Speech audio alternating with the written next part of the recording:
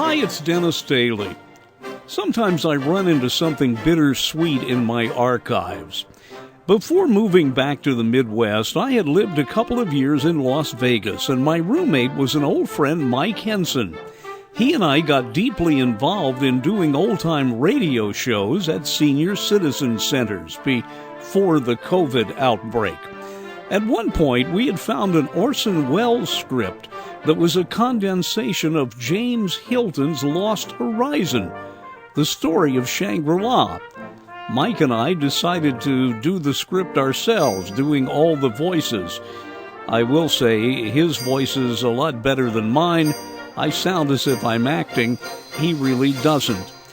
Anyway, I'd like to play it for you. You'll recognize Mike. He plays Conway in this. And if you haven't heard the script before, it's a little amazing. Now our presentation of Orson Welles' adaptation of Lost Horizons.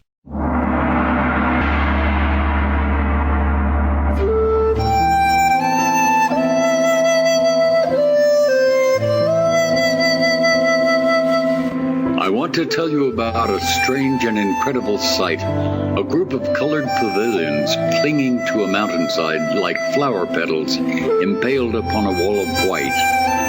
Overhead, a dazzling pyramid of snow, beautiful, terrifying. I could see it all in the distance, standing on a stormy cliff.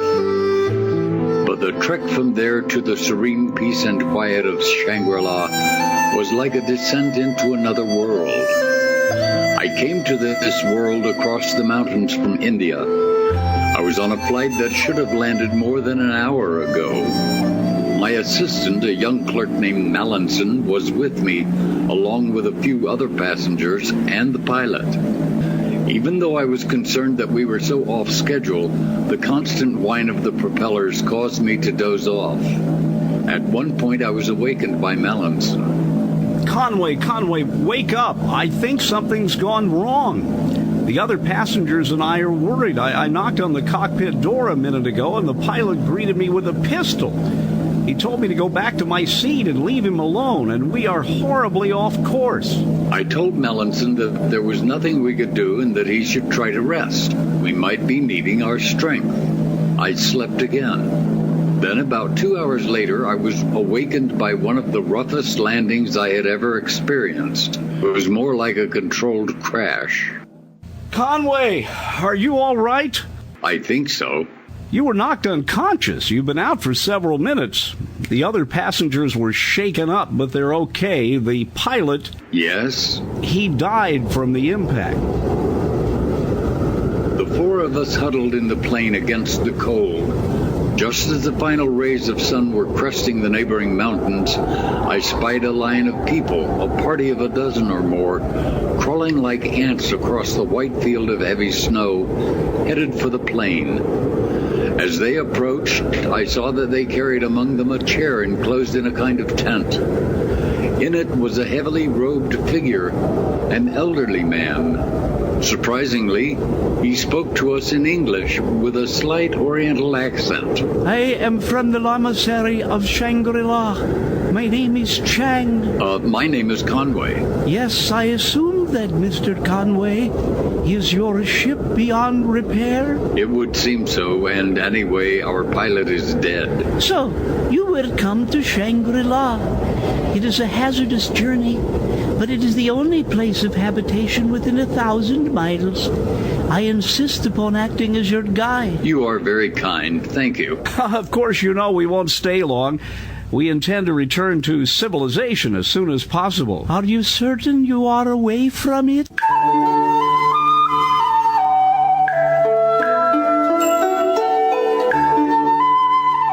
We finally reached the loveliest mountain valley on earth in the shadow of the most beautiful mountain I had ever seen. It is the snow-capped peak of the mountain we call Karakal, and at its base here in the valley of the Blue Moon lies the Lamasery of Shangri-La.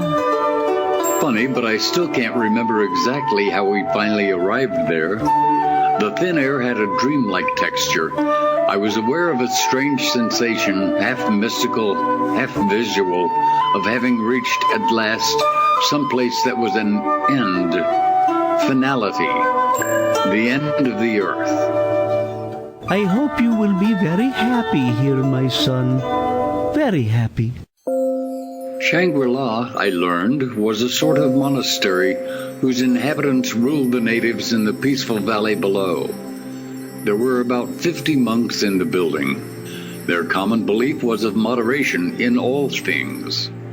I learned these things the first night of the first full day I was there, as I stood with Chang looking out over the blue and beautiful valley. There is something more you should know, Mr. Conway. I want to know, when you found us, were you setting out on a journey and just happened to find us? No. Then you went there deliberately to intercept us? Yes. That suggests that you must have known we were coming. The interesting question is, how? You are very clever, but not entirely correct. I would advise you not to bother your friends with these details. I don't think they can fully comprehend. True. They will want to know something more concrete. They will want to know just how long you will keep us here. There will be certain unavoidable delays. Days? Months? Please. You may tell your friends a few months. But you don't guarantee it, huh? Well, for myself, I can't say I'll mind a great deal. This is a new and interesting experience. In time to come, you may find it even more interesting, Mr. Conway. Good night. In the days that followed at Shangri-La, I gave myself over to a rich and growing enchantment. In the many rooms of the lamasery, I found countless treasures, artwork, and all the world's greatest books, both ancient and modern, even exquisite ceramics, preserved for over 1,000 years. One morning, I was standing beside a small pool in an open pavilion when I began to hear music. In an archway beyond, I saw a young girl seated at the keyboard. She was like a delicate flower. That was very lovely. I walked over to her. Are you pleased? Oh, more than pleased. My name is Hugh Conway. They call me Lotzen. Lotzen, and you live below in the valley? No, I am a citizen of Shangri-La. I am studying to be a lama. But I thought only men could aspire to that role. You will learn when you are here longer that in the lamahood there is no distinction between men and women. But you're hardly more than a child, too young to be a seasoned member of a holy order. Good morning. Oh, good morning, Chang. You are pleased with our Lotzen? She plays beautifully. She has studied and practiced for many, many years. But how could she? How old is Lotzen? I am afraid I cannot tell you. One night when the moonlight fell on Shangri-La, bathing the pavilions in a sea of blue. I am sorry to disturb you at this hour, but I bring you important news. Yes, Chang? I congratulate you, sir, tonight. You will be received by the High Lama. As I followed Chang through the labyrinth of buildings, I knew I was on the threshold of a great discovery. He mounted a spiral staircase to a door and bid me to enter. Then he disappeared. As my eyes became accustomed to the gloom, I saw, sitting before me, a small and wrinkled man. He was motionless, like some kind of faded antique portrait. His face, thin and drawn tight over the frame of a skull, and his eyes, I felt dizzy beneath the gaze of such ancient eyes. You are Mr. Conway? I am. It is a pleasure to see you, Mr. Conway. I am an old man and can do no harm. I feel it a great honor to be received by you. Chang tells me you've been asking many questions about Shangri-La. Yes, I am very interested. The history of Shangri-La begins rightly in the city of Peking in the year 1719, for it was then that 4 friars set out on a long journey to be missionaries to the mountain people. 3 died along the way. The 4th was not far from death when by accident he found the only entrance to this beautiful valley. Here, to his joy and surprise, he found a friendly population who gave him welcome. Quickly, he recovered his health and resumed his missionary work. His name was Father Perot. For more than 50 years, Father Perot labored with his hands, working with his flock. Then, in the year 1789, his health began to fail. All assumed he was at death's door. He gathered his friends and said farewell. But the end was not yet. For more than a month, he laid in what looked like a trance. Then he began to recover. He was then 108 years old.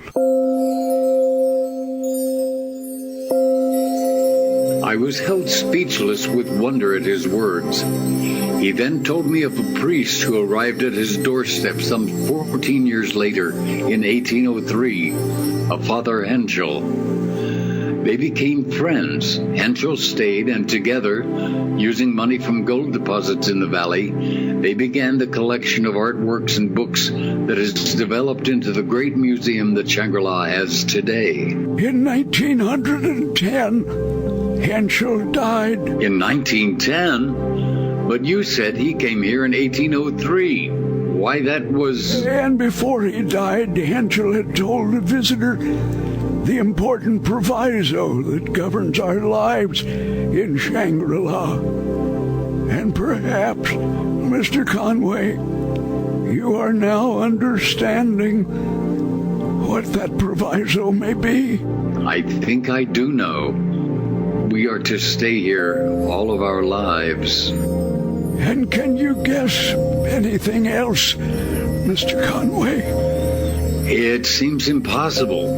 But as impossible as it may be, I know that it's the truth.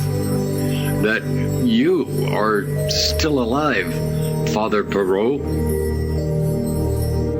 It was almost beyond belief. The High Lama who sat before me had lived for nearly 2.5 centuries. Our coming here was no accident, he said. There had been no travelers to Shangri-La for 20 years. Many here had died, and our pilot had been sent out into the world to bring new life to Shangri-La. Then there is death at Shangri-La? Yes, my son. There are many of us who have lived little more than 100 years. And if any of the lamas who have lived here so long were to leave the Valley of the Blue Moon? He would die. The years would suddenly fall on his shoulders like an avalanche of heavy burden, and he would die very soon, a very old man. Hello, Loten. You have seen the High Lama? Loten, when did you come here? How long ago? I was in a caravan, going to meet the man I was chosen to marry. My carriers lost their way. We were rescued by llamas from this place. When did this happen? In 1854. I was 18. Then now I never saw the man I was to have married. My dreams were never fulfilled. Then in all these years you have never known the meaning of love? Is there no love at Shangri-La, Loten? She did not answer, but I saw a blush arising in her cheeks and saw in the distance Mallinson was watching her.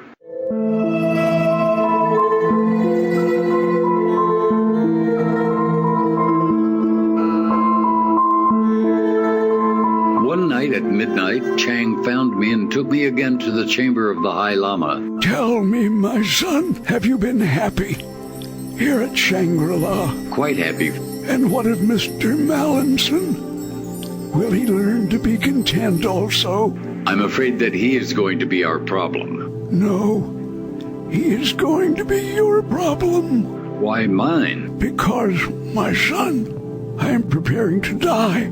Father Perot? Yes, my son, we are all mortal. Even here in the Valley of the Blue Moon. Even here in Shangri-La.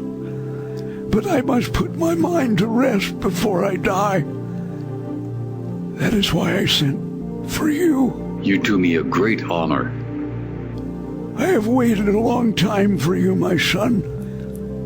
You see, in the rest of the world, there's a great storm gathering. Nations are preparing to destroy each other. Over the globe, there is a fury that will not expend itself for many years. It may rage until every flower of culture is trampled, and all human things are leveled in a vast chaos that will destroy nearly everything. I believe that you will live through that storm. Beyond that, my vision weakens, but I see at a great distance a new world stirring in the ruins, longing for lost treasures, and they will all be safely here, my son, hidden behind the mountain in the valley of the blue moon. And you will be here to give them to a hopeful world. The meek can inherit the earth. My son, I place in your hands the heritage and the destiny of Shangri-La.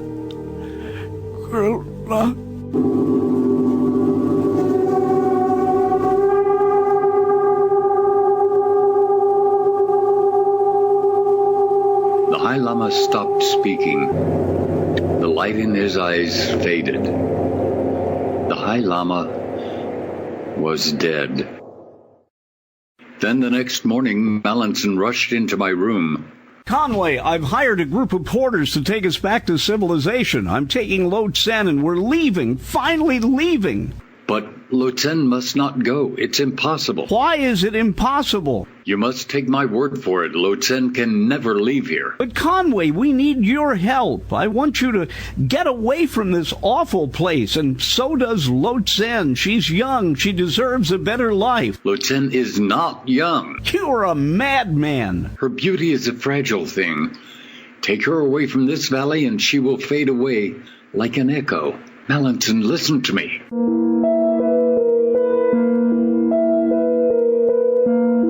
I tried to tell him the secret of Shangri-La, but he would have none of it. And as I read the disbelief in his eyes, I began to doubt it all myself. And yet, I believed it because I wanted to believe it.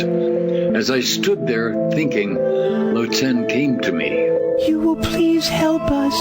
We need you. Lo Tsen, do you really wish to leave all of this? Yes. You understand the risks? I love Mallinson. He is leaving. If I am not with him, I would die here. For hours I paced the balcony. I could not tell if I were sane and had been mad, or had been mad and was now sane. But I kept seeing the pleading eyes of little Lo Tsen, and I somehow knew that whatever was her fate, I must share in it. The next morning, we began the trip away from Shangri-La. For days, we trudged toward the east. Finally, one by one, our porters abandoned us. Then we were only 3. One morning, there were only 2 of us. Mallinson had frozen to death during the night.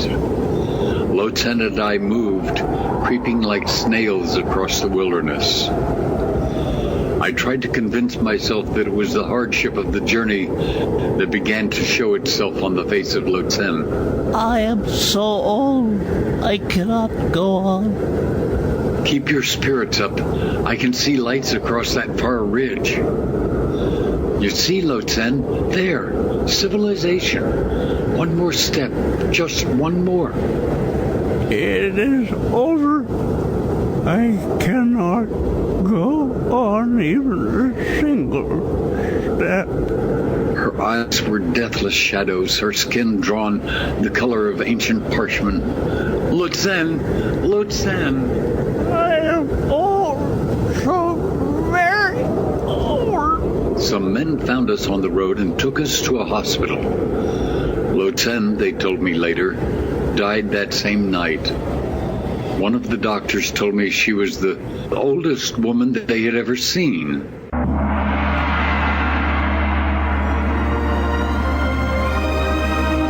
The worldwide storm of which Father Perot warned me was raging.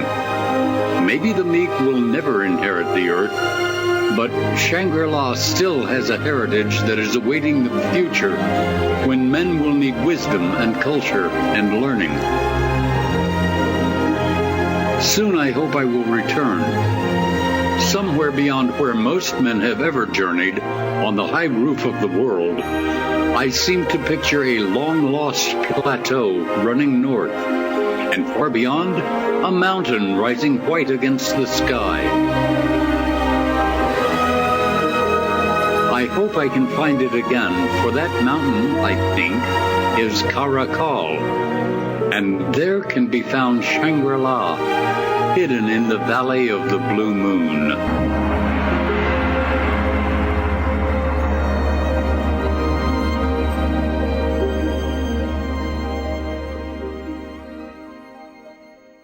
I hope you enjoyed our adaptation of Orson Welles' script based upon the book become movie that talked about Shangri-La. I'm Dennis Daly.